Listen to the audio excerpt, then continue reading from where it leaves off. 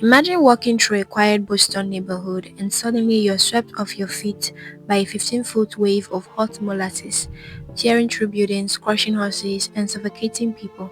Sounds made up, right? But it actually happened in 1919 and it was horrifying. The place it happened was Northern Boston, January 15th, 1919.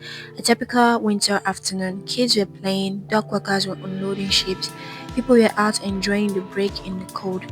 At the heart of the neighborhood stood a giant storage tank owned by the Purity Distilling Company.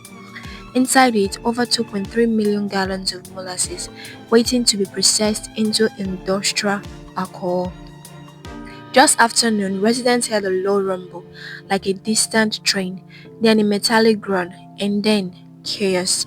The tank exploded, a sticky tsunami, dense, brown, and moving at 35 miles per hour, swept through the streets. Buildings were obliterated, a firehouse was ripped from its foundation. People and animals were trapped, crushed, and drowned. By the time it was over, 21 people were dead, 150 injured. It took weeks to clear the molasses. The streets stayed sticky for months. Rescue workers reported hearing cries for help from people completely buried in the syrup. One man was pulled from a second-story window. His home had been pushed sideways off its foundation. At first, the company blamed anarchists for sabotaging the tank, but investigations told a different story. The tank had leaked for months, was poorly constructed, and had never been properly tested. The steel walls were too thin, the safety valves were missing. It was a disaster waiting to happen. Ultimately, Purity Distilling was held responsible, one of the first major corporate negligence lawsuits in US history.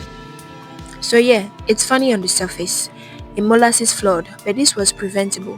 It's a reminder when companies cut corners and ignore warnings, disaster doesn't care how sweet the cargo is.